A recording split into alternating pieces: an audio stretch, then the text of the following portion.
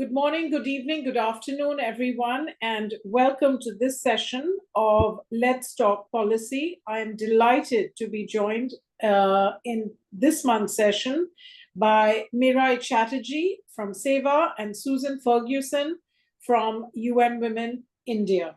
What are the biggest changes you have seen in your area of work over the last few decades? What we hear again and again is now we are no longer afraid. We're not afraid of our husbands. We're not afraid of the police. We're not afraid of government officials or the sarpanch. It's connected to that point of speaking out. We are no longer afraid. And that, to me, that one sentence says it all. I'm going to turn to you, Susan.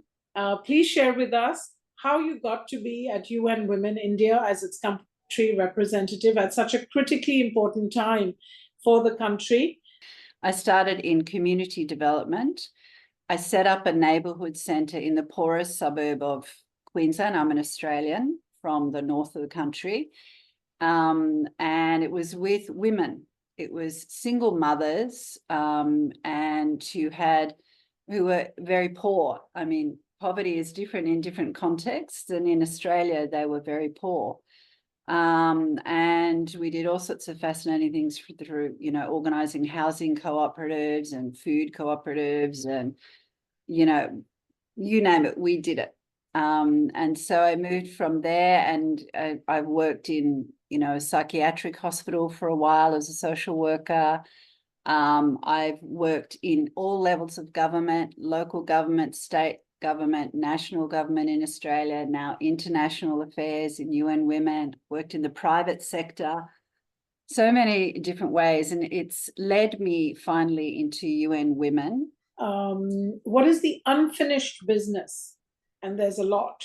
The unfinished business, particularly at the grassroots informal level. Study conducted by the Institute of Social Services Sciences Trust in New Delhi showed that 85% of women said that when men could go back to work post-pandemic, they were not able to. And why were they not able to? Because they did not have support in their care work, particularly childcare. So this is something that's, if you will, a pending issue from the pandemic. And it's not a new issue. It's not as suddenly we've discovered the care economy. It's always been there. But I think the pandemic highlighted this, and I think it was an opportunity, and still is, for us to rethink and think of new ways of supporting women so that they can work, they can earn, and they can dream of a better future, as Ambika Ben did. So with that, Susan, I'm going to shift to you.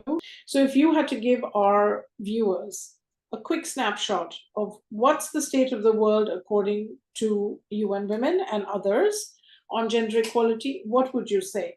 In many countries in the world, it's still really horrible to be a woman.